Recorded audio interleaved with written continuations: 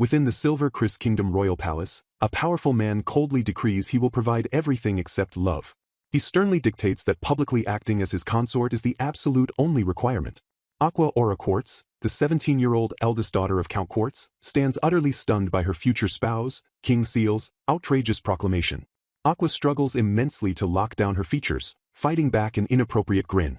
She aggressively bites her lip to maintain a mask of stoic surprise. While becoming a royal consort initially sounded burdensome, Aqua realizes these loveless conditions form the absolute perfect arrangement. Thrilled by the brilliant prospect of a white marriage, she mentally welcomes the royal decree with open arms. A radiant aura of hidden euphoria bursts from her as she celebrates this flawless stroke of luck. Back at the court's household library, Count Quartz kicks open the doors, commanding Aqua to rejoice. The frantic father storms into the quiet room, urgently scanning the area for his daughter. He dramatically announces she has been selected as the 5th consort of the newly crowned king. Aqua feigns absolute bewilderment, playing the role of a shocked maiden flawlessly. Ignoring her silence, Count Quartz excitedly demands she show more happiness over securing His Majesty's favor. Coughing into his hand, he quickly brushes off her surprise, loudly declaring the marriage a tremendous promotion.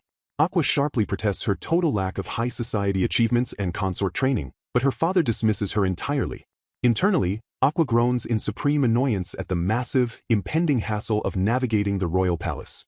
While her father loudly praises the king's good eye, Aqua suspiciously questions why the typically indifferent rulers suddenly summoned her. Completely ignoring their strained history, her father falsely proclaims her his precious, boastful daughter despite their lack of blood ties. He beams with fabricated pride, showering her with unearned praise.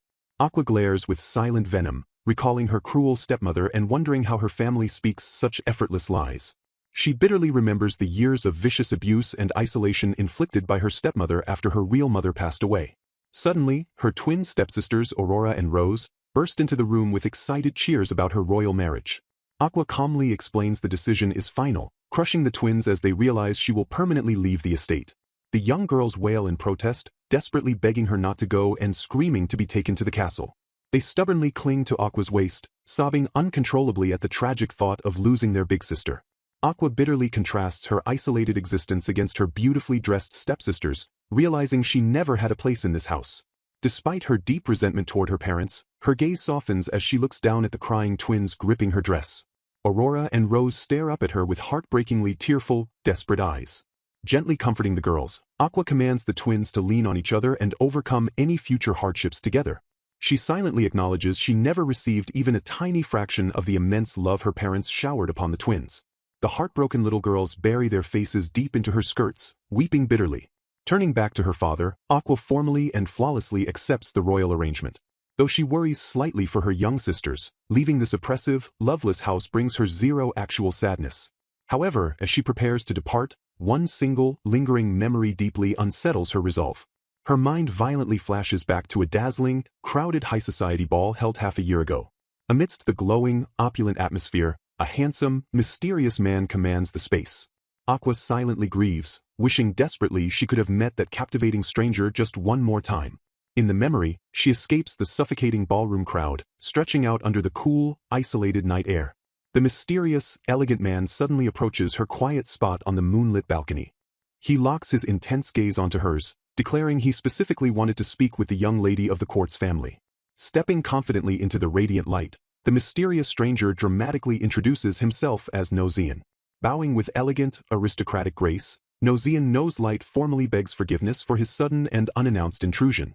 Aqua stares back in mild confusion, desperately searching her vast internal encyclopedia of noble families for a name she should have instantly recognized. Sensing her hesitation, Nozian smoothly closes the distance, revealing that he frequently hears intriguing rumors about her. Blushing with modesty, Aqua humbly denies being familiar with high society, insisting she merely enjoys reading books. Smiling warmly at her humility, Nozian praises the widespread rumors that commend her as a deeply wise and studious young woman. He leans in slightly closer, his handsome features glowing with an undeniable charm that completely captures her undivided attention. To her absolute shock, Nozian smoothly confesses that he actually strongly prefers women with such brilliant, intellectual passions. Breaking the mold of a typical, arrogant noble son, he gently invites the stunned Aqua to share a relaxing conversation over tea. They bond instantly over shared literature, animatedly discussing a beloved author as Aqua discovers a surprisingly delightful side to him. Just as their exhilarating conversation reaches its peak, Aqua secretly yearns to continue talking with this captivating man forever. Gazing regretfully at the clock, Nozian notes that the grand party is rapidly drawing to an unfortunate close. Leaving her with a lingering sense of breathless hope, Nozian confidently promises that they will inevitably meet again someday. Aqua stands frozen in the fading light, completely mesmerized by the intense, lingering impact of their fateful encounter. Half a year later, Aqua clutches her chest in frustration, realizing she still vividly remembers him despite assuming time would erase the memory. Doubting her own heart, she bitterly reasons that an unloved child like herself could never truly understand the complex emotion of loving someone.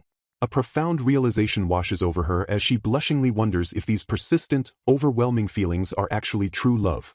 Shaking off her romantic melancholy, Aqua fiercely resolves to completely forget Nozian and happily distance herself from her toxic parents. She lets out a soft, determined breath, mentally preparing herself for the monumental shift her life is about to undergo. A spark of genuine excitement ignites within her as she eagerly anticipates discovering wonderful, unexplored books in the massive palace library. On the fateful day of her grand departure to the royal palace, her father falsely encourages her to aggressively seize the position of queen consort. Completely ignoring her parents' hollow ambitions, Aqua focuses entirely on the heartbreaking, tearful farewells of her younger stepsisters. Aurora and Rose sob uncontrollably, nodding vigorously as they loudly declare how much they will miss their beloved big sister. Aqua smiles gently through the emotional chaos, offering a warm, reassuring embrace to her deeply heartbroken young siblings. The crying twins desperately vow to exchange promise letters, clinging fiercely to the comforting hope of staying closely connected.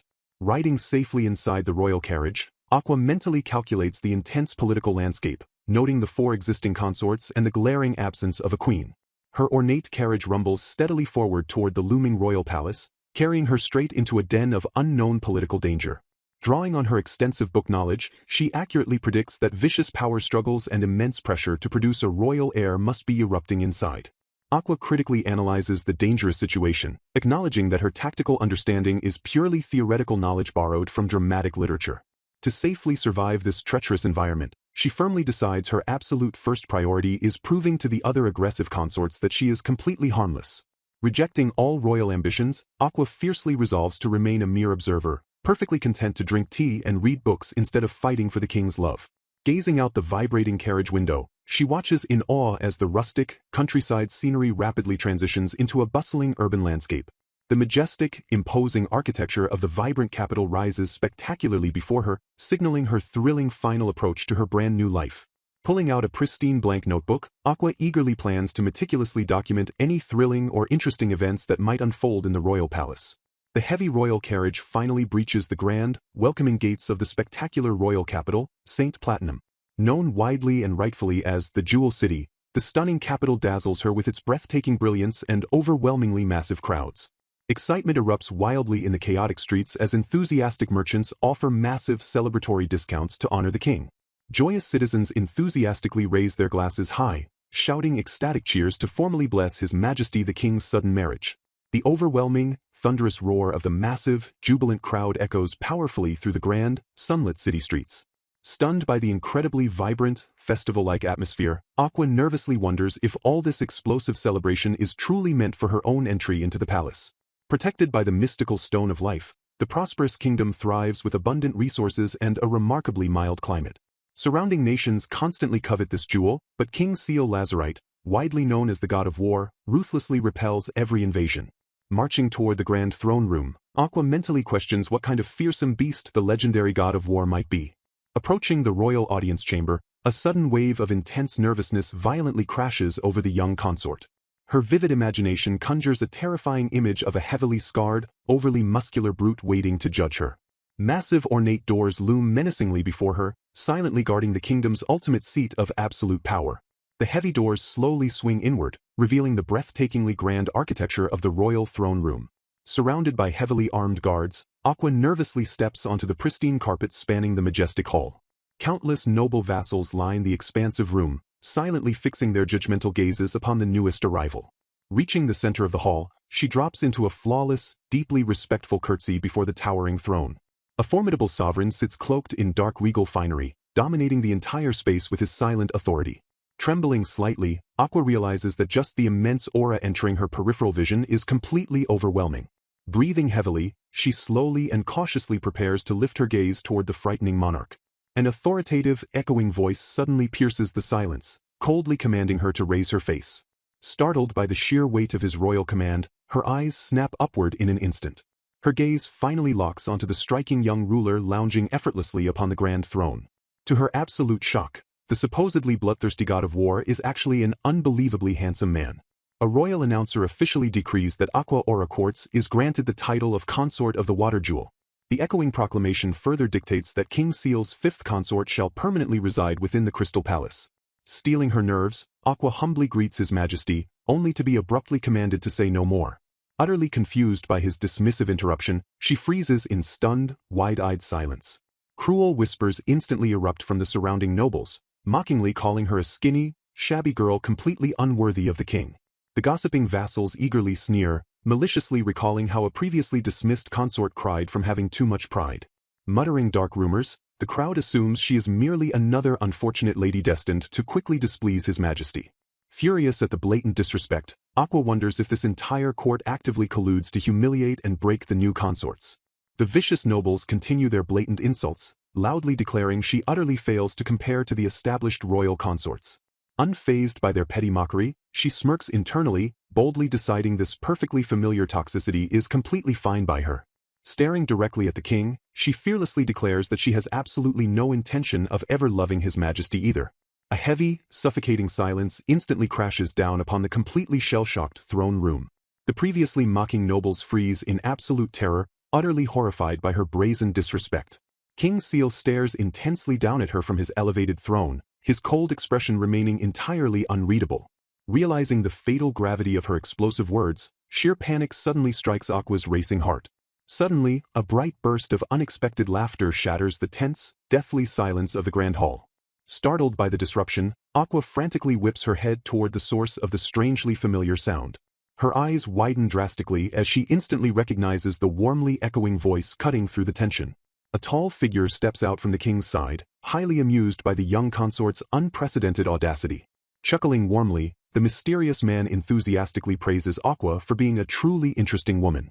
Staring in complete disbelief, Aqua gasps in profound shock as she immediately recognizes him as Nozian. The handsome Nozian stands proudly within the royal court, grinning playfully at the utterly stunned consort. Standing confidently in the royal presence, Lord Nozian fully reveals his true identity and high rank within the palace. A female noble maliciously chuckles at Aqua's shocking audacity in the grand throne room. Whispering vassals frantically question if the shabby new consort is somehow secretly acquainted with His Highness. Baffled by the unbelievable scene, the nobles aggressively wonder why His Highness, who notoriously avoids social gatherings, would ever know that girl. Aqua stares intensely, her mind completely short-circuiting as she processes the true, staggering identity of her former conversational partner. Utterly paralyzed by the shocking revelation, she frantically connects the dots, realizing that the charming Nozian is actually high royalty. Stepping forward with confident authority, Prince Nozian playfully mocks the silent king, asking if he came all this way just to deliver such a cold decree. Gazing down at his royal brother, Nozian boldly declares that such dismissive behavior is completely rude toward a consort who went through the immense trouble of entering the palace. King Seal glares murderously in return, his terrifyingly dark aura making Aqua instantly realize the monarch is in an incredibly foul mood. Refusing to back down, the prince firmly reminds the king that he should absolutely refrain from treating the vital mother of his future successor so carelessly. King Seal dangerously narrows his freezing eyes, radiating a lethal, crushing pressure that violently suffocates the massive throne room.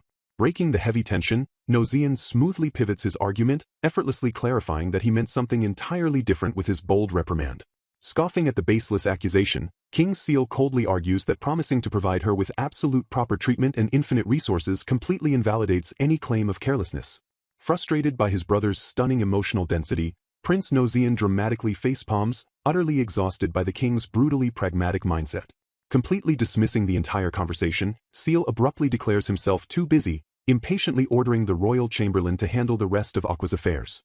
Aqua stands utterly frozen in shock as the incredibly brief and thoroughly dismissive royal audience unceremoniously concludes right before her eyes. Still reeling from the fact that the king completely ignored her own rebellious declaration, she bitterly notes that he never even bothered to look at her directly.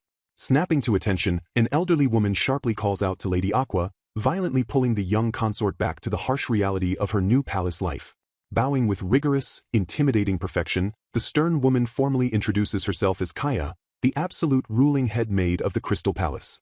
As they briskly walk the opulent halls, Kaya strictly inquires if the new consort secretly holds any prior acquaintance with the esteemed Prince Noselight. Confirming the connection, Aqua immediately receives a fierce, unyielding reprimand forbidding her from ever showing any public familiarity with His Highness again. Laying down the absolute laws of the Crystal Palace, Kaya sharply instructs her to immediately report any problems or unfulfilled needs directly to the staff. Sweating under the crushing weight of the head maid's terrifying authority, Aqua frantically vows to desperately avoid ever angering this terrifying woman.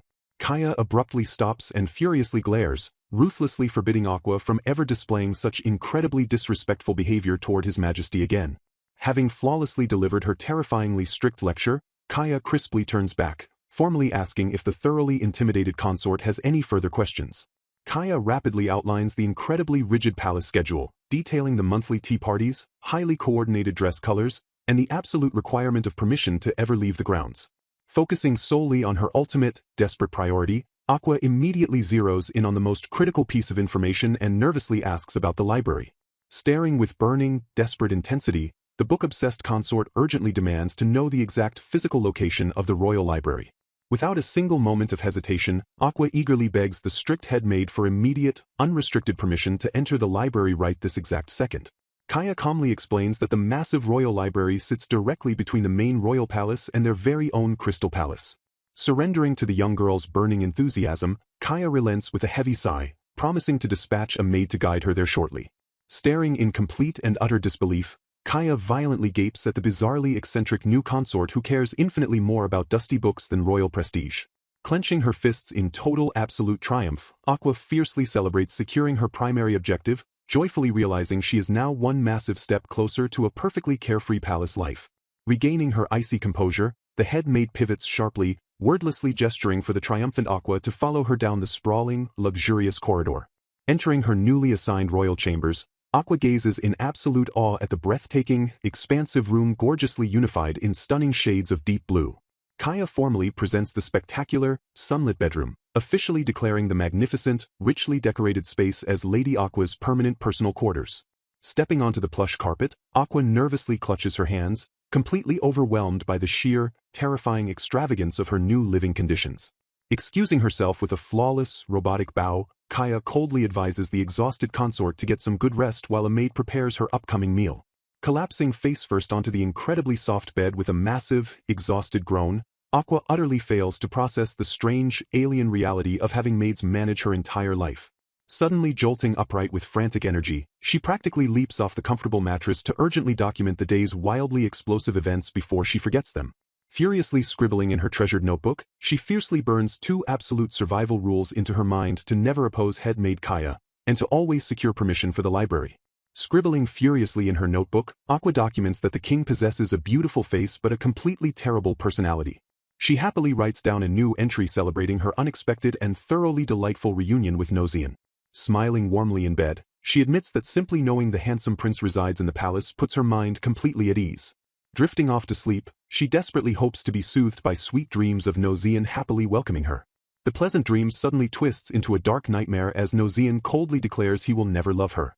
To her absolute terror, the dream figure violently morphs into the intimidating King Seal glaring aggressively down at her. Aqua jolts violently awake in a cold sweat, groaning in sheer frustration at such a terrible way to start her morning. Still trembling from the nightmare, she furiously rubs her face to shake off the lingering, suffocating dread. Head maid Kaya briskly enters the room, formally introducing Aqua to the personal maid assigned to guide her to the library. Eagerness to work together. Aqua smiles brightly at the young servant, politely expressing her genuine. Kaya bows respectfully and smoothly takes her leave, prompting Aqua to cheerfully thank the head maid for her swift assistance. Watching the strict woman depart, Aqua notes with pleasant surprise that Kaya actually possesses a surprisingly good attitude. Strolling through the breathtakingly opulent halls, Aqua acutely feels how completely out of place her modest count's lineage is here. Pausing near a grand doorway, she nervously takes a deep breath to mentally fortify herself against the dazzling royal environment. The heavy ornate doors swing open, instantly exposing her to an incredibly lavish parlor occupied by elegant women. 3 gorgeously dressed royal consorts immediately turn their piercing, highly judgmental gazes directly toward the stunned newcomer. Aqua freezes entirely in her tracks, sweating as she recognizes the deeply intimidating gathering of high-ranking noblewomen. One of the consorts fiercely glares at Aqua, her sharp eyes dripping with haughty condescension and aggressive superiority. A younger consort leans forward with a viciously arrogant smirk, clearly eager to ruthlessly mock the newly arrived rival. Sweating nervously under their intense scrutiny, Aqua formally introduces herself as the fifth consort from the Count Court's household. The younger girl openly sneers at the polite introduction, mockingly rating the pathetic new arrival a measly 60 points. Observing the tense exchange, an older, deeply composed consort coldly acknowledges Aqua as the newest addition to their hostile ranks. Aqua trembles slightly, feeling completely overwhelmed by the crushing, heavily intimidating aura radiating from the established consorts. The composed woman smoothly introduces herself as Ruby of the Corundum Marquis household, officially claiming her title as the second consort. Ruby sharply reprimands the younger girl for her blatant rudeness, strictly ordering her to properly introduce herself to the new arrival. The third consort playfully defends the younger girl, lightly noting that Garnet is effectively still a child despite her royal status. The third consort warmly introduces herself as Amber of the Electron Count household, excitedly offering to teach her new junior the strict palace rules. Amber instantly drops her friendly facade, sternly warning Aqua that attempting to cut the established line to the throne is strictly forbidden. Aqua listens in completely stunned silence as Amber ruthlessly explains the absolute, unyielding hierarchy dominating the royal consorts.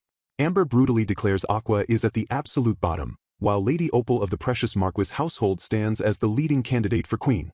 Feeling entirely overwhelmed by the crushing political pressure, Aqua meekly nods in total submission to the established pecking order. Bowing her head politely, Aqua diplomatically thanks the incredibly aggressive consorts for their highly careful and direct instruction. Ruby coldly interjects, reminding everyone that Lady Opal's deep royal trust does not absolutely guarantee her the queen's throne. Accepting an intimidating invitation to an upcoming tea party, Aqua mentally groans in absolute dread about facing her first social trial so soon.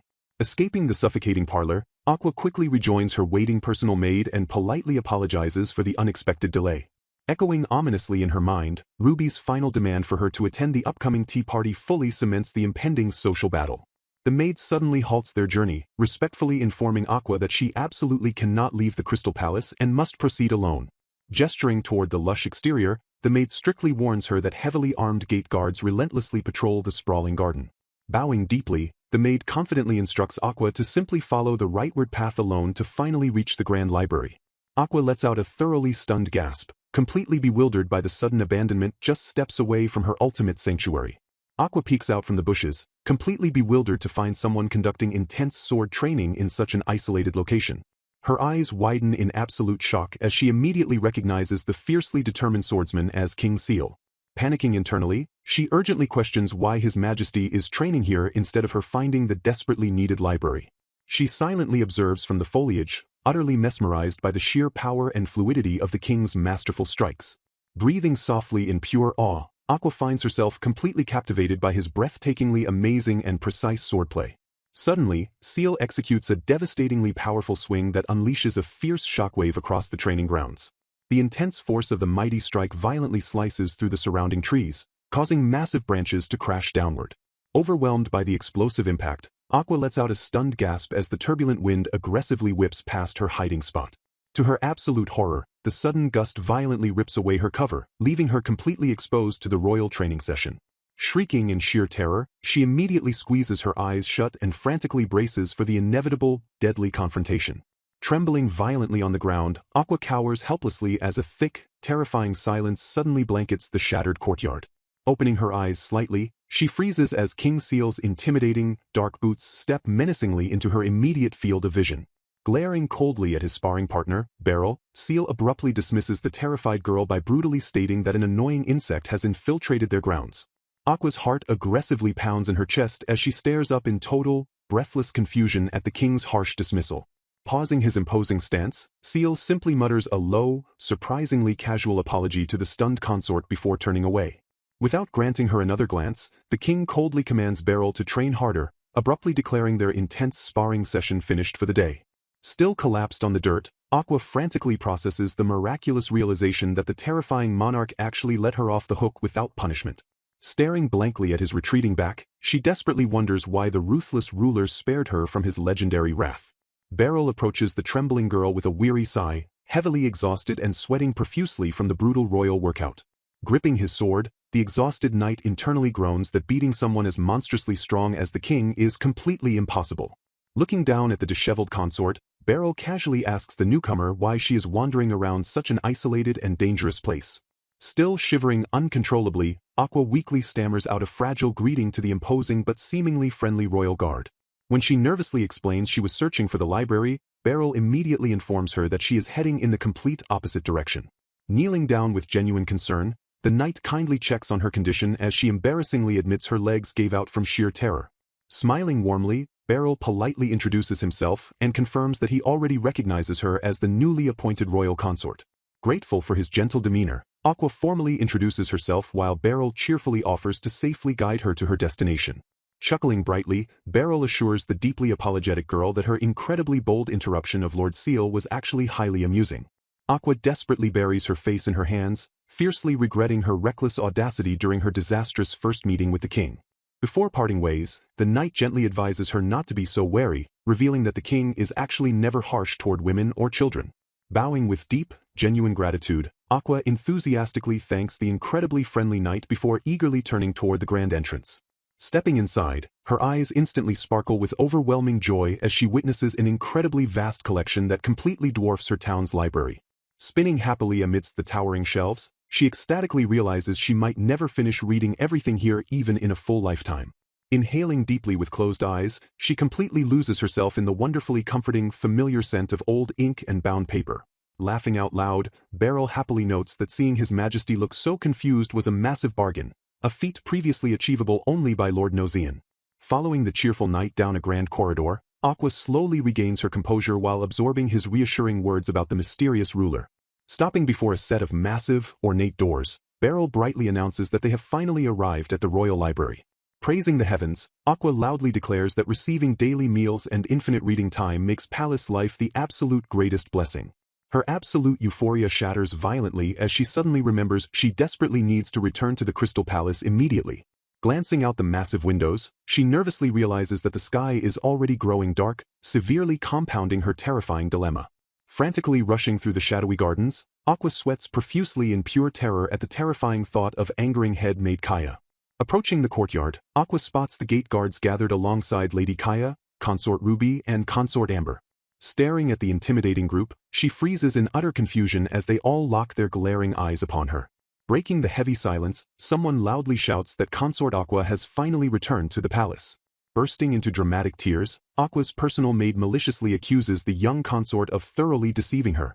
Head maid Kaya steps forward furiously, sternly demanding to know why Aqua visited the night training grounds without explicit permission. The treacherous maid continues her weeping act, falsely swearing she personally witnessed Aqua willingly march to the training grounds. Frantically defending herself, Aqua aggressively insists she simply took the wrong path and had no idea the grounds were there. She furiously points her finger, loudly declaring the maid explicitly ordered her not to leave the Crystal Palace. Internally, Aqua sweats with mounting dread, acknowledging that her coincidental meeting with Beryl complicates her desperate defense. Connecting the dots in absolute horror, she realizes the maid must have secretly followed her to set up this vicious trap.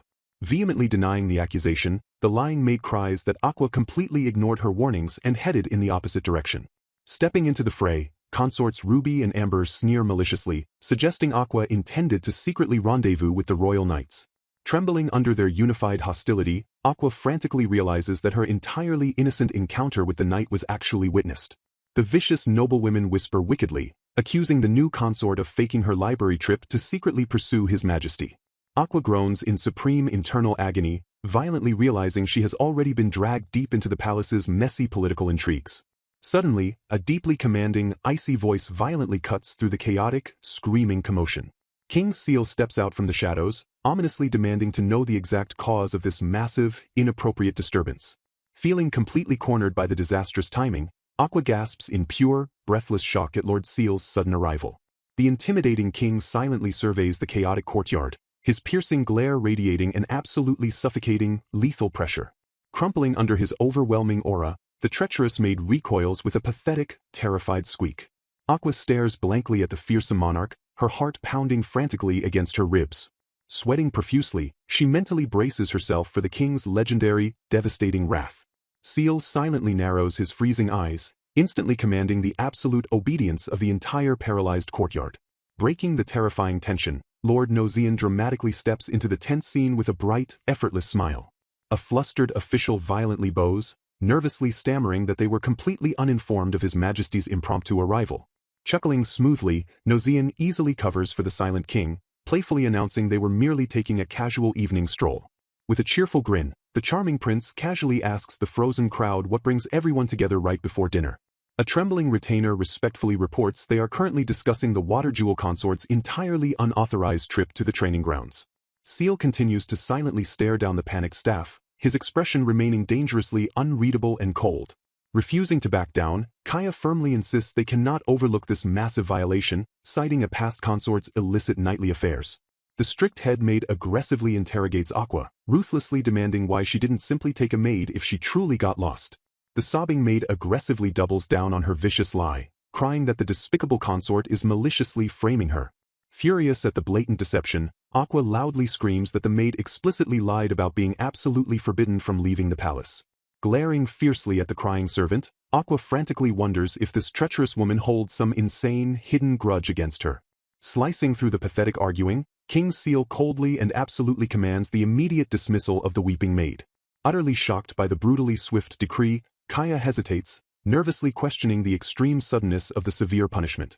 Seal's dark eyes flash with undeniable, lethal authority, instantly crushing any further dissent from the terrified head maid. Staring down the entirely paralyzed courtyard, the king ruthlessly declares the maid completely unnecessary because she dared insult his personal consort. The dismissed maid gasps in sheer, world-shattering despair, violently collapsing as her malicious plot spectacularly backfires. Aqua stands utterly frozen in place, completely stunned and breathless over the king's incredibly fierce, unexpected defense. Head maid Kaya fiercely bows and screams a desperately sincere apology to the intimidating king. Seal coldly glares at the trembling staff, ruthlessly demanding to know if Kaya cannot even properly educate her own maids. Aqua watches the chaotic scene in stunned silence, utterly shocked that the fearsome monarch actually believed her side of the story. Turning his back on the paralyzed courtyard, Seal curtly commands his knight barrel that they are leaving immediately. The viciously dismissed maid suddenly screams out to Lady Amber for help, desperately crying that she executed the treacherous plot entirely for her sake. Amber instantly silences the hysterical servant with a cold command, brutally dismissing the noisy disruption without an ounce of pity. Aqua rapidly pieces together the malicious conspiracy, realizing Lady Amber framed her while Lord Kaya and Lady Louisa purposely looked the other way. Kaya solemnly informs Aqua that she must remain strictly confined to her room until the massive commotion finally settles down. To escape her crushing boredom, Aqua furiously scribbles wildly inaccurate, romantic fantasies about strolling and exchanging books with Lord Seal in her journal. One agonizing week later, Aqua sighs heavily, absolutely miserable that she truly hasn't been allowed to step a single foot outside her room. Staring blankly at her open notebook, she mentally groans about completely running out of real things to write. Suddenly, a cheerful girl bursts into the room, brightly introducing herself as Mint, Aqua's newly assigned personal maid. Mint enthusiastically asks if Aqua requires anything, eagerly offering to summon a professional dressmaker or jeweler immediately. Aqua smiles with genuine relief, pleasantly surprised by Mint's wonderfully cheerful attitude compared to the distant maids during her forced confinement. Encouraging her to spend freely, Mint excitedly notes that the other royal consorts possess massive wardrobes heavily funded by a generous attire budget. Dismissing the lavish dresses entirely, Aqua happily declares she would much rather spend her entire allowance purchasing wonderful books. Mint instantly matches her unique enthusiasm, brightly suggesting they completely remodel the room to create a beautiful, dedicated study. Beaming with joyous energy, Mint casually reveals that His Majesty has officially granted Aqua full permission to visit the Grand Library again. The enthusiastic maid continues plotting their grand renovations, eagerly proposing they add a lovely terrace heavily decorated with vibrant flowers. Aqua freezes in utter bewilderment as Mint casually mentions that His Majesty seems genuinely concerned about her overall well-being. Mint chuckles warmly, openly confessing that she heard this incredibly surprising information directly from her older brother. Aqua gasps in sheer disbelief, completely certain she had originally left the worst possible impression on the terrifying monarch. Realizing their striking familial resemblance, Aqua completely understands why she feels so incredibly comfortable talking to Beryl's younger sister. Mint proudly confirms her true identity, stating her brother is indeed Beryl Goshnite, one of His Majesty's highly esteemed guard knights. Aqua furiously ponders the bizarre situation, strongly suspecting Beryl's friendly advice secretly led to Mint becoming her personal maid. Brushing off the lingering confusion, Mint happily insists that officially serving Lady Aqua remains a direct, absolute royal order from His Majesty. Mint explains her family's Viscount lineage, noting that she smoothly entered the royal palace through the noble connections of her second son brother. In a secluded royal chamber, Seal confidently reports to Nozian that he successfully placed Mint as the fifth consort's permanent personal maid. Glaring at his smirking brother, Seal bitterly grumbles about being forced to carefully protect such an incredibly insolent girl. Nozian firmly insists this forceful move is completely necessary to clearly demonstrate to the vicious court that Aqua is under Seal's absolute protection. Seal defensively defends his harshness by recalling Aqua's disastrous first day, bluntly reminding Nozian how she boldly screamed she would never love him. Staring back with playful, wide-eyed innocence, Nozian smoothly counters that Aqua is absolutely not an insolent girl. Nozian chuckles at Seal's confusion, patiently explaining that while her argument was completely fair, his own brutal delivery was the actual problem that made the other girls cry. Sighing heavily, Nozian gently reminds his terrifying brother that as the reigning king, he absolutely cannot refuse to be gentle with young ladies. Seal fiercely rejects the diplomatic advice, coldly demanding that his immensely popular brother handle all the gentle social interactions instead. Seal bitterly reminds Nozian that he never wished to become king, being merely the son of a secondary consort while Nozian was born to the primary queen. Nozian gazes silently at Seal, fully understanding the heavy, inescapable burden violently forced upon his younger brother's strong shoulders. Breaking the tense silence, Nozian playfully mocks Seal, noting that his deep inner turmoil is currently written all over his highly expressive face. Seal mutters darkly about lacking the proper education of an emperor, but Nozian gently counters that absolutely no one knows what the chaotic future holds. Smiling reassuringly, Nozian praises Seal's imposing presence, concluding that as long as he remains strictly silent, he still projects magnificent royal dignity. Questioning the suspicious favoritism, an unseen observer demands to know why the fifth consort receives such extraordinary special treatment. Acknowledging the dangerous reality, a determined voice declares they are meticulously preparing for the inevitable fallout. Revealing his strategic obsession, he firmly states that Aqua is a crucial piece he absolutely cannot afford to lose. Probing the underlying motives, the interrogator questions his true intentions while teasingly admitting Aqua's undeniable charm. Assessing her vulnerability with a cold gaze, he points out that she is precisely the type of naive girl easily manipulated by others. A heavy silence descends upon the room as the sheer weight of his calculated manipulation hangs thickly in the stifling air. Shadows stretch ominously across the tense space, underscoring the unspoken dangers lurking constantly around the unsuspecting fifth consort. Analyzing her striking contradictions, he praises her confident honesty while bluntly noting her complete ignorance of the real world. Brushing off the confusing assessment, he stubbornly insists that a fragile and naive girl like her desperately requires a steadfast protector.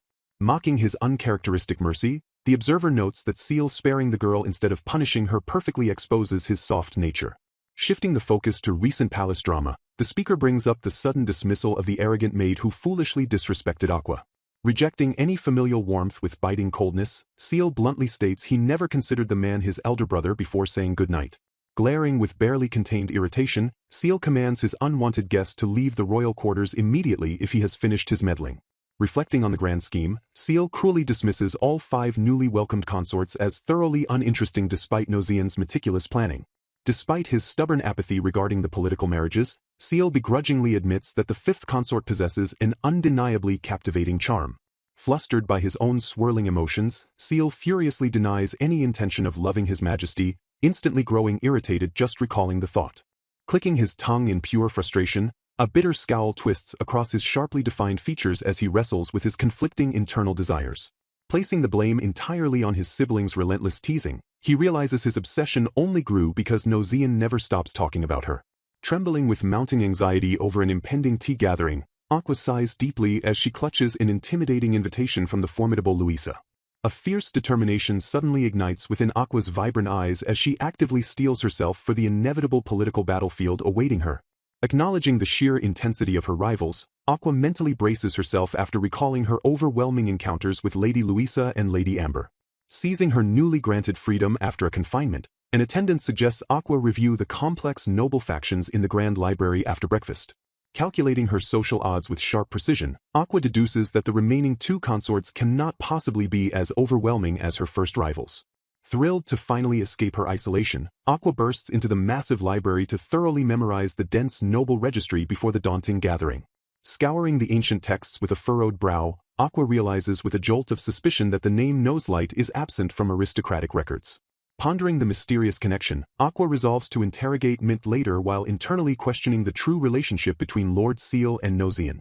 Whirling around in sheer shock, Aqua gasps aloud as the very subject of her intense investigation suddenly materializes right before her eyes.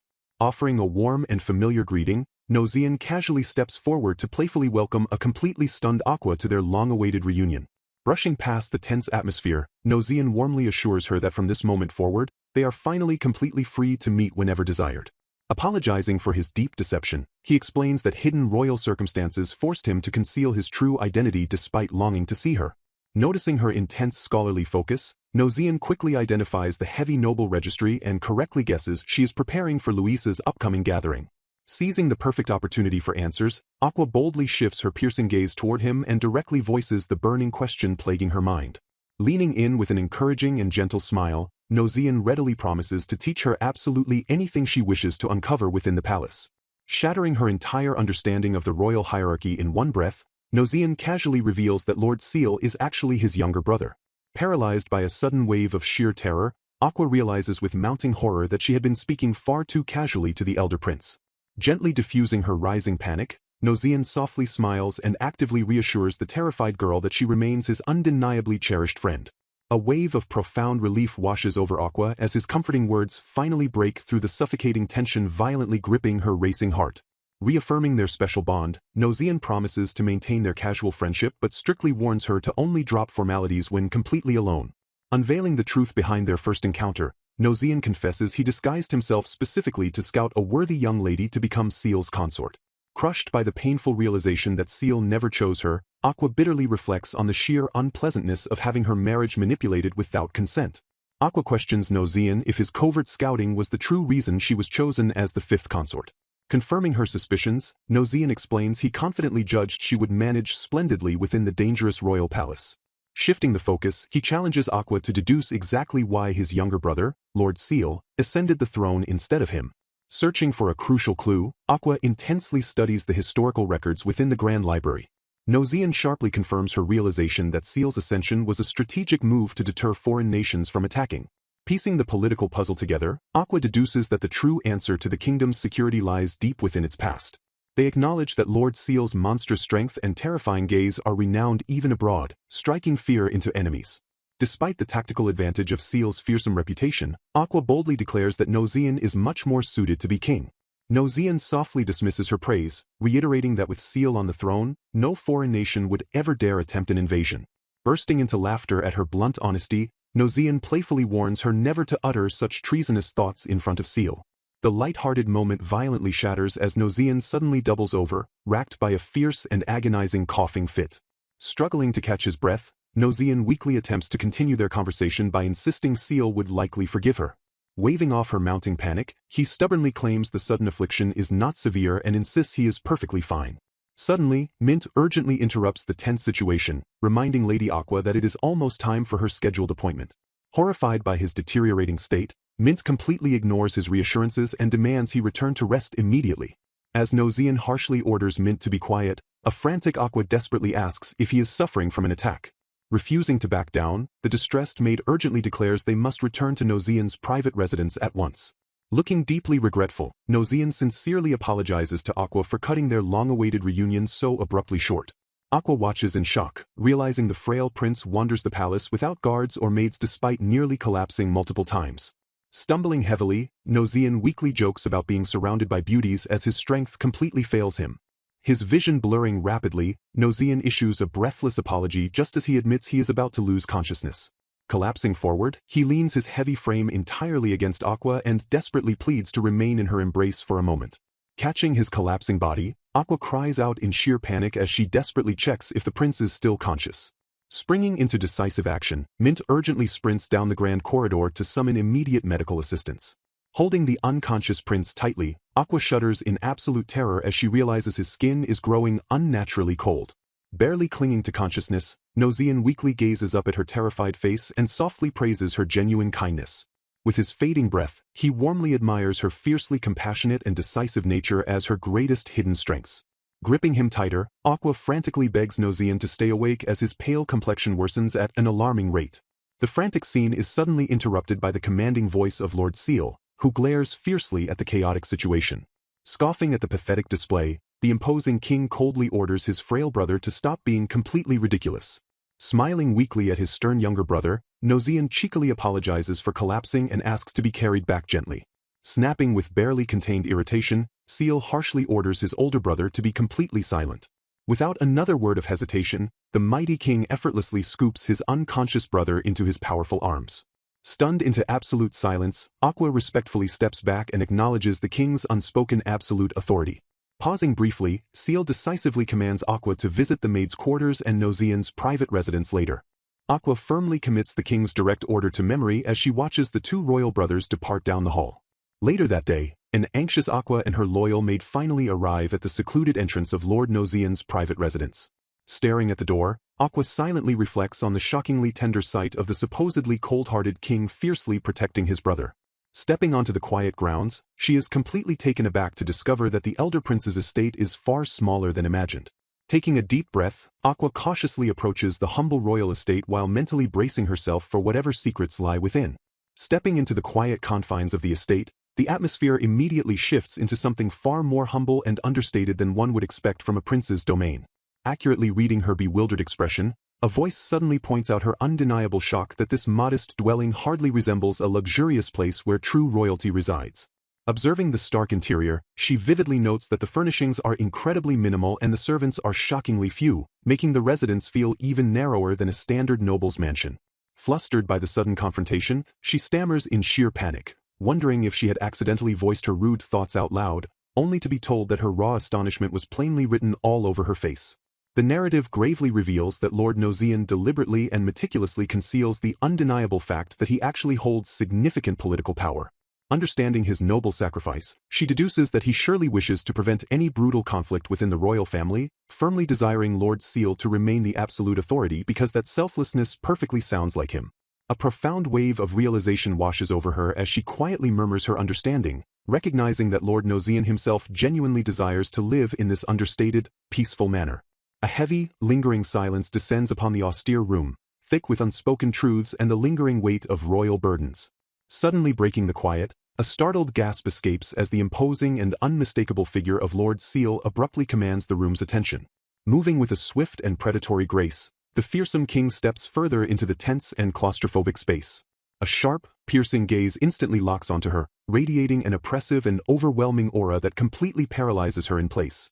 Trembling with barely contained anxiety, her mind fiercely reels at the terrifying prospect of actually being forced to sit directly beside the intimidating ruler.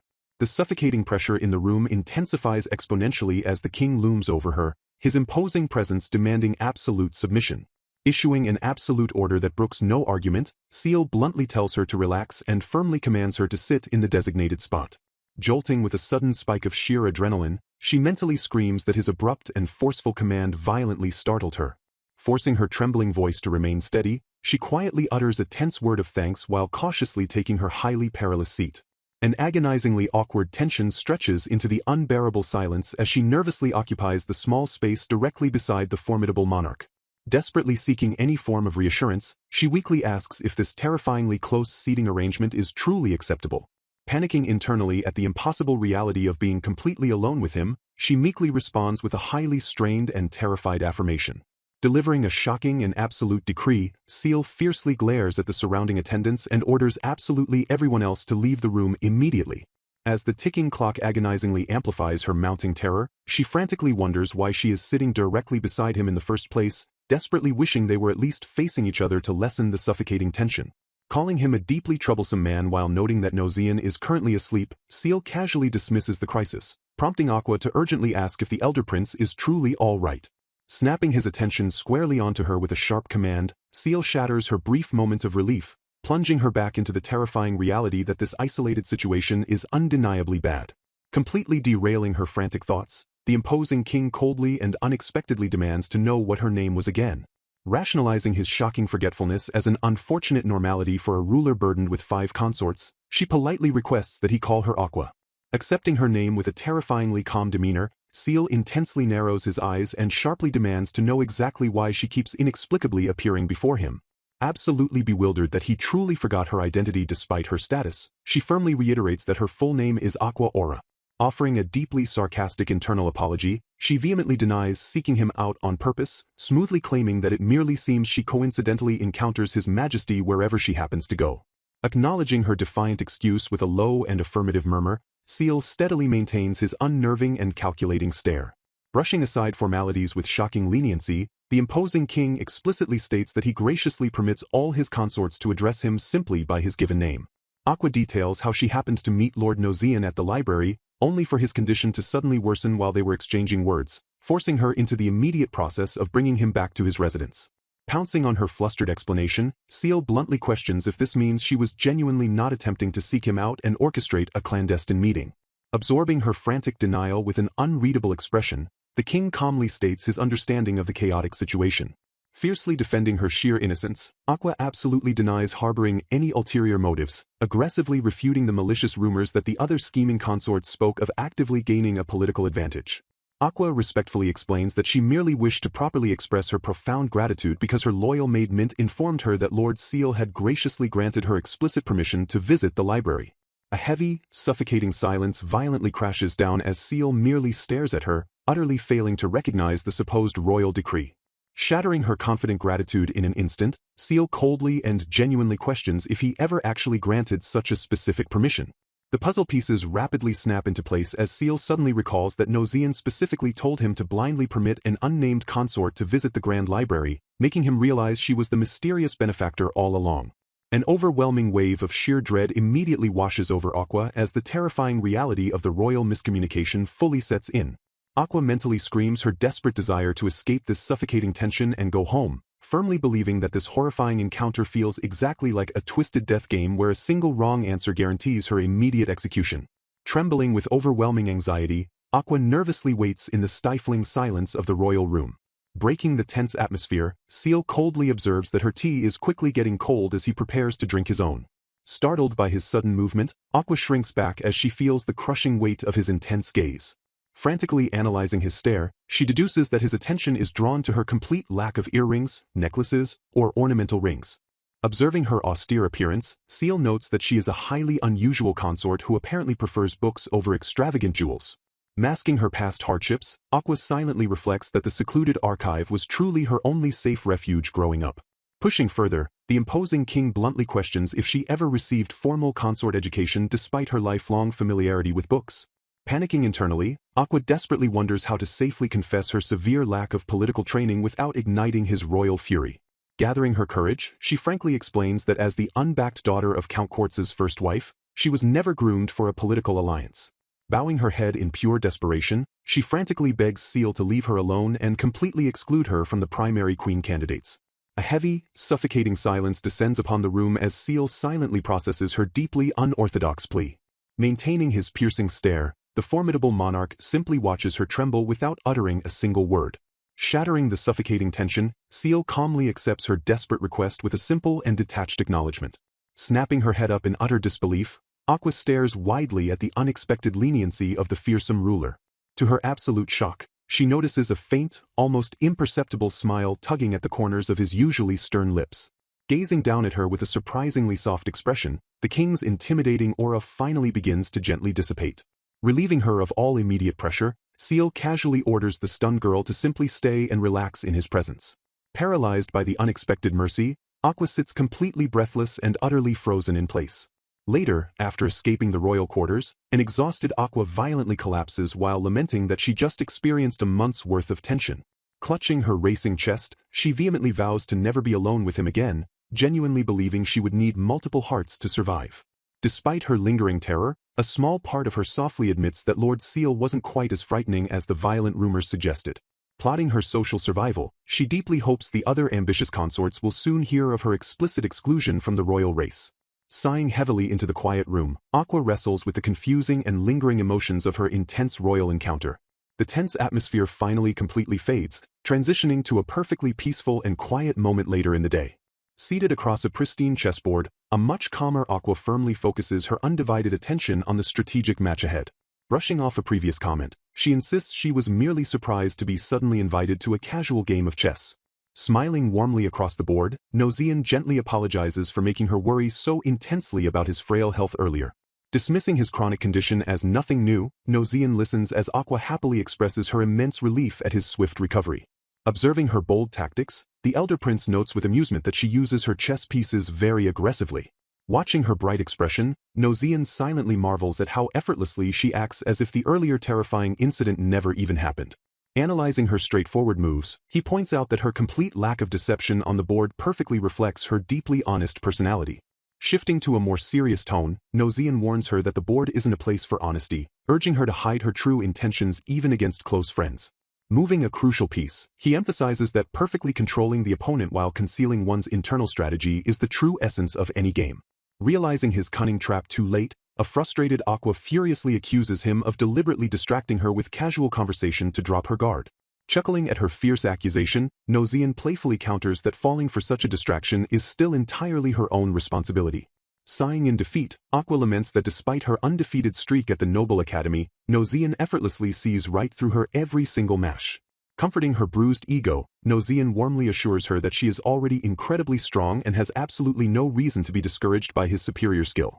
Fired up by his gentle provocation, Aqua fiercely demands one more round, prompting Nozian to suddenly ask why she thinks she is suited to be a consort. Completely caught off guard by the profound question, Aqua blinks in sheer confusion and asks him to elaborate on his meaning. Smiling with genuine affection, Nozian gently explains that her direct and entirely game-free nature makes her remarkably similar to Seal. Frustrated by the encounter, Aqua fumes over the unfriendly king who simply laughed and coldly dismissed her complete lack of consort training. Sneezing suddenly, Nozian playfully suggests the two would actually get along perfectly since Seal treats him exactly the same way. Chuckling with genuine amusement, the elder prince notes just how strikingly similar Aqua and the intimidating king truly are. Flustered by the unexpected comparison, Aqua quickly changes the subject by asking if the other consorts were chosen for their resemblance to Seal. Shaking his head firmly, Nozian keeps his secrets closely guarded by stating that each chosen consort has their own specific reason for being here. Observing his swift and decisive response, Aqua marvels silently at how the handsome prince never hesitates to formulate his thoughts. Snapping her focus back to the intense game, Nozian aggressively commands the chessboard by ruthlessly capturing her queen yet again. Cornered on the board, she realizes the kind prince is entirely impossible to grasp as he launches unpredictable and lightning-fast strategies. Shifting the conversation smoothly, Nozian casually brings up her highly anticipated invitation to Lady Ruby's upcoming and perilous tea party. Gripping her dress with mounting anxiety, a visibly tense Aqua quietly confirms her mandatory attendance at the daunting social gathering.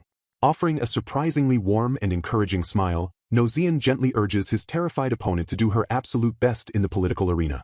Annoyed by his incredibly carefree attitude, Aqua internally grumbles that he dismisses her impending social nightmare as if it were someone else's problem.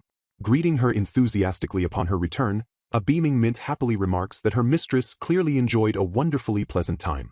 Filled with sudden dread, Aqua nervously questions if her secret chess matches with Nozian blatantly violate the strict rules of the Crystal Palace. Completely ignoring the terrifying political risks, a thoroughly enchanted Mint instantly swoons over how incredibly kind and wonderful Lord Nozian is. Nodding in total agreement, Aqua notes that even the fearsome Seal places immense trust in his older brother's deeply comforting presence. Realizing their profound dynamic, the two women conclude that Nozian is universally beloved and easily makes the king drop his icy guard. Blushing furiously, Aqua vehemently decides she would much rather spend time with the gentle prince than endure the terrifying eyes of the king. Pivoting to crucial battle preparations, Mint firmly suggests commissioning a stunning new gown so Aqua won't fade into the background. Yielding entirely to her maid's expert political judgment, a determined Aqua decisively grants full permission to order the defensive new dress. Marveling at her loyal servant's incredible efficiency, Aqua praises Mint for brilliantly securing the necessary royal permissions well in advance. Explaining the brutal reality of noble politics, Mint warns that dressing too modestly could be instantly perceived as a massive insult by the rivals. The fateful day finally arrives as an incredibly tense Aqua mentally prepares to face all her formidable political adversaries at once. Steeling her rapidly racing heart, Aqua systematically reviews the crucial intelligence on each royal consort before stepping onto the social battlefield. First on her mental list is the fourth consort, Lady Amber of House Electron, a noblewoman who slavishly copies Lady Ruby's glamorous style. Next is the incredibly powerful third consort, Lady Ruby of House Corundum, renowned far and wide as the most elegant woman in the palace. She then anxiously recalls the childishly cute Lady Garnet and the first consort, Lady Opal, who possesses the breathtaking beauty of a saintess. Staring bleakly at her own incredibly modest reflection, Aqua painfully accepts her unfortunate position as the absolute plainest among the 5 women. Despite donning a beautifully tailored pale blue dress and an aquamarine necklace, she still heavily doubts her ability to survive the gathering. Taking a deep breath to steady her nerves, the 5th consort bravely steps forward into the breathtakingly opulent venue of the dangerous tea party. Radiating an overwhelming aura of absolute authority, the stunning Lady Ruby formally and gracefully welcomes the final guest to her grand gathering. Bowing with perfectly practiced grace, Aqua politely expresses her profound gratitude for the highly coveted invitation to the exclusive royal event. Watching from the sidelines like a predatory hawk, the scheming Lady Amber flashes a deeply condescending and highly venomous smirk. Launching an immediate verbal assault, Amber cruelly mocks Aqua by feigning absolute surprise that the seemingly shabby girl actually owned a proper dress. Instantly recognizing the highly dangerous woman who previously tried to sabotage her, Aqua rapidly raises her mental defenses against Amber's strikes. Intervening with a shocking sharpness, the young Lady Garnet fiercely tells Amber to be forgiving since Aqua clearly lacks a high-ranking noble background. Utterly stunned by the tiny child's incredibly fierce demeanor, a bewildered Aqua clumsily stammers out her thanks for the unexpected royal intervention. Despite the sharply condescending tone of the surprising defense, Aqua finds her tiny, blunt savior undeniably adorable and completely disarming. Smiling with genuine warmth, Aqua formally introduces herself while happily noting that the fierce little girl reminds her entirely of her own younger sisters. Pushing out her chest with absolute pride, Garnet arrogantly boasts about her noble royal bloodline and her impressively high status right below Lady Opal. Questioning her heavily rumored idleness, a rival sharply demands to know if Aqua completely neglected her consort education and can even dance. Deflecting the harsh accusation, Aqua confidently reveals she can dance and genuinely enjoys tailoring clothes for her sisters. The rival fiercely presses on, insisting Aqua must also master embroidery since Seal always carries a consort's stitched handkerchief into battle. Remaining perfectly composed, Aqua admits her love for reading and proves her fluency in the Cefario, Isan, and Radbia trade languages. Unimpressed, the interrogator arrogantly states that a first consort must speak at least 3 neighboring languages to accompany Seal on royal inspections. Refusing to back down, Aqua humbly but firmly acknowledges that she does not hail from a high-ranking noble family. The relentless rival points out that the role demands attending crucial meetings and thoroughly reviewing the records of the royal council. Aqua boldly counters that assisting her household since childhood has honed her financial management and fierce negotiation skills with merchants. A heavy, suffocating silence descends upon the room as the nobles silently process Aqua's surprisingly impressive resume. The intense stares of the rival consorts bore into Aqua, charging the atmosphere with an unspoken and dangerous political tension. Snapping out of her defensive stance, Aqua suddenly panics internally, realizing she was actually supposed to claim she had zero interest in becoming first consort. Horrified by her own slip-up, she realizes her defensive arguments made it sound exactly like she was actively claiming to be highly qualified. Breaking the silence, a haughty voice cruelly warns Aqua that she can only act so arrogantly while her fleeting luck lasts. Staring down her adversaries, Aqua mentally recalls Nozian's advice to face others directly without playing manipulative games. The rival aggressively declares that royal marriage is not a game, questioning why Nozian would ever allow a low-ranking noble into the dangerous inner palace. Leaning in with a menacing glare, the rival demands to know if Aqua truly understands the lethal danger of competing for first consort without any political backing. Trembling slightly under the intense pressure, Aqua mentally screams in complete agreement with her rival's terrifying assessment. Interrupting the hostile interrogation, a gentle voice suddenly apologizes and points out that they are severely startling consort Aqua. The sudden intervention causes a tense pause to wash over the opulent tea party as everyone turns toward the speaker. The intervening consort smoothly defuses the situation, calmly questioning the validity of the aggressive interrogation. Seeking agreement from the table, she firmly notes the shared reality of their precarious situations. Leveling the playing field, she reminds the aggressive rival that there truly isn't much difference in their respective political positions. The heavy tension is instantly shattered by a loud, formal announcement declaring the highly anticipated arrival of Lady Opal. Stepping into the grand room, the first consort radiates an ethereal aura that immediately commands absolute attention. Gliding effortlessly across the floor, Lady Opal's elegant presence silences the bickering nobles instantly. Her breathtaking beauty captivates the room as she gracefully approaches the intricately set tea table. Bowing their heads in deep respect, the other consorts formally greet the stunning woman, praising her exquisite appearance. Awestruck by her elegance, Aqua silently marvels that Opal is truly a beautiful person who perfectly embodies her title as the consort of Platinum. Noticing the unfamiliar face, Opal smiles warmly and gently acknowledges the presence of the newest consort. Aqua politely introduces herself, prompting Opal to graciously request that they completely drop formalities and use their first names. Flashing a radiant smile, Opal invites everyone to eat, expressing her genuine joy at having this rare opportunity to chat together peacefully. Breathing a massive sigh of relief, Aqua notes how Opal's single word completely transformed the tense atmosphere, desperately hoping the party ends without incident. Eager to gain an advantage, one of the scheming consorts boldly asks Lady Opal what Lord Seal's favorite food is. The probing question hangs in the air as the women sip their after-meal tea, eagerly awaiting any vital information.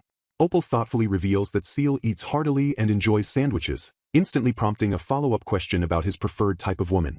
Seizing the opportunity to strike, Amber snidely remarks that Seal certainly wouldn't favor some crude woman from nowhere, clearly targeting Aqua. Ignoring the venomous jab, Opal smoothly deflects the question, stating she honestly hasn't heard much about the king's specific romantic preferences. The fragile peace shatters as Garnet furiously confronts Amber, accusing the older woman of directing her insulting remarks at her. Smiling wickedly, Amber cruelly belittles the young Garnet, mocking the child's complete ignorance of what a man and woman actually do in the bedchamber. Exploding with aristocratic pride, Garnet fiercely reminds Amber that her ducal lineage vastly outranks a mere count's family, viciously ordering the older woman to know her place. Mocking her rival's youth, Amber aggressively demands that Garnet shut her mouth immediately. Seeking to defuse the escalating hostility, a desperate voice pleads for both of them to calm down before a scone suddenly drops. Blazing through the tense air, a thrown scone violently shatters the fragile piece of the tea party. Startled by the sudden projectile, a stunned consort watches the chaotic scene unfold with wide-eyed shock. Moving with flawless grace, someone effortlessly catches the flying pastry before it can cause a disastrous mess. Radiating an aura of absolute authority, the third consort Ruby casts a cold, silencing glare across the chaotic table. Furious at the childish display, Ruby fiercely scolds the bickering girls and demands they respect the decorum of her exclusive gathering.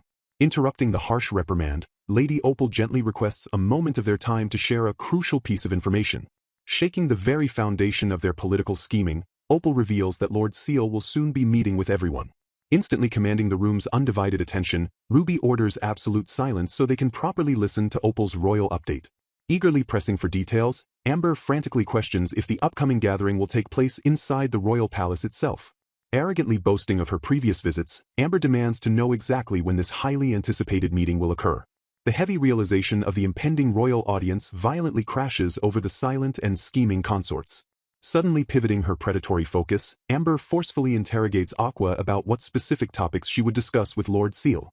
Dropping another massive bombshell, Opal clarifies that the upcoming royal encounter will actually be an intimate, one-on-one meeting. Cornered by the hostile gaze of her rivals, a visibly nervous Aqua attempts to play it safe by claiming she cannot decide without meeting him first. Sneering at her hesitant response, Amber viciously mocks Aqua for lacking the common sense to prepare engaging conversational topics beforehand. Secretly thrilled by the stinging insult, Aqua internally rejoices at her flawless execution of a defensive strategy designed to completely hide her true intentions. Stepping directly into the line of fire, Lady Ruby boldly declares her ambitious intent to aggressively discuss trade and the geopolitical future of neighboring countries with His Majesty. Horrified by the sheer audacity of the statement, Aqua correctly recognizes this as a direct and highly dangerous provocation aimed squarely at First Consort Opal. A suffocating pressure instantly violently descends upon the opulent room as the unspoken battle lines are firmly drawn. Trembling at the political implications, Aqua mentally screams that discussing state affairs is a sacred privilege strictly reserved only for the ruling queen. Feigning innocent simplicity, Aqua casually mentions that she would merely enjoy having the fearsome king as a quiet chess partner over a relaxing cup of tea. Snorting with absolute disdain, Amber loudly ridicules the absurd notion of a refined noble lady stooping to play a common gentleman's game. Seeing straight through the humble facade, Opal warmly praises Aqua's highly calculating and wonderfully unique choice of royal companionship. Flashing a brilliantly deceptive smile, Opal smoothly promises to casually pass Aqua's modest opinions directly to the formidable monarch. Exploding with sheer competitive energy, Garnet fiercely proclaims that her youth and supreme health make her the absolute best candidate to bear him numerous heirs. Unable to tolerate the child's arrogant boasting, someone furiously screams at Amber to shut her mouth and end the chaotic disruption. Escaping the brutal social battlefield, an incredibly exhausted Aqua violently collapses in the absolute safety of her private quarters. Serving a soothing cup of herbal tea, Mint warmly praises her mistress's survival in a deadly arena designed entirely for probing hidden intentions. Muttering rapidly to herself, the highly efficient maid instantly begins plotting the immediate acquisition of fresh sheets and a stunning new dress. Sipping her tea, a completely oblivious Aqua casually mentions the upcoming one-on-one royal meetings to her plotting servant. Igniting with a blazing sense of absolute duty, Mint fiercely vows to get every single detail perfectly ready for the monumental occasion. Blissfully unaware of the underlying trap, Aqua smiles softly and sincerely thanks her remarkably dedicated maid. Pacing with frantic energy, Mint enthusiastically calculates the absolute necessity of procuring the most alluring perfumes and exotic scented oils. Choosing to ignore the suspicious muttering, Aqua heavily sighs and foolishly decides to leave all the complex preparations entirely in Mint's capable hands. A few days later, a terrifying announcement shatters the peace, explicitly stating that Lord Seal will spend a single night with each consort in turn. Connecting the horrifying dots, a panicked Aqua furiously accuses Mint of secretly preparing the sheets and oils specifically for her impending first night. Caught entirely red-handed, the fiercely loyal maid stands completely unapologetic in the face of her mistress's sheer terror. Desperately seeking any possible escape route, Aqua screams in sheer panic while Mint calmly advises her to simply gaze into the fearsome king's eyes. Desperately wishing to avoid producing an heir with such a cold person, Aqua questions if Seal is truly the ultimate gentleman despite her limited interactions with him. Frantically denying Mint's assumptions, Aqua insists she was completely wrong before being confronted with her own humiliating diary entry about laughing with Lord Seal. Dismissing her written fantasies as mere delusions, Aqua urges her maid to focus strictly on the unavoidable reality of their situation. Cursing her own carelessness for falling asleep with her diary wide open, Aqua realizes her grounded delusions caused Mint to completely misunderstand her feelings. Reeling from the sudden royal decree, Aqua panics over the king unexpectedly making babies with all 5 consorts despite his prior lack of interest. Staring blankly ahead, the nervous consort silently admits she already knew this inescapable reality was coming. Reminding her of her inescapable royal obligations, Mint firmly states that producing an heir is fundamentally a consort's core duty. Glaring at her wildly enthusiastic maid, Aqua deeply questions why Mint looks so incredibly thrilled about this terrifying prospect. Steeling her rapidly beating heart, Aqua fiercely resolves to mentally prepare herself for this unavoidable consort duty. Striding cautiously through the ornate palace halls, Aqua mentally braces herself for the rapidly approaching ordeal. Shocked by Lady Amber passing by without a single snide remark, Aqua nervously wonders if this unusual silence is the omen of a natural disaster. Recalling a shocking rumor, Aqua notes that even Lady Garnet locked herself away crying after spending a supposedly terrible night with Lord Seal. Analyzing the bizarre situation, Mint reveals that Lord Seal quickly abandoned Lady Amber's quarters immediately after finishing his meal. Pausing in the quiet corridor, Aqua deeply ponders the terrifying implications of the king's abruptly shortened visits. Breaking the tense confusion, Mint casually explains that all the depressed consorts are merely upset because Seal simply ate and immediately left. Gasping in sheer relief, Aqua's entire demeanor instantly brightens at the miraculous revelation of the king's sheer disinterest. Shattering her fleeting hope, Mint suddenly adds that Lord Seal shockingly spent the entire night exclusively with Lady Ruby. Brushing off the alarming news as completely irrelevant to her, Aqua cheerfully assumes the bewitching Lady Ruby simply utilized a masterful seduction technique. Greeting the fateful day of Lord Seal's visit, Aqua confidently decides that putting maximum effort solely into preparing a delicious meal is entirely sufficient. Stepping into her chambers, the 5th consort completely underestimates the fierce dedication of her highly ambitious palace staff. Swept away by her overzealous attendants, Aqua hopelessly realizes Mint and the other maids absolutely refuse to cut corners when welcoming the king. Unveiling their grand master plan, the fiercely loyal servants boldly declare this setup guarantees Aqua absolutely will not miss receiving Seal's favor. Transformed by exquisite scented oils, elegant makeup, and a stunning bedchamber dress, Aqua stands perfectly prepared for a married couple's first night. Announcing that the crucial time has finally arrived, a determined attendant confidently urges Lord Seal to proceed to the eagerly awaiting consort's chambers.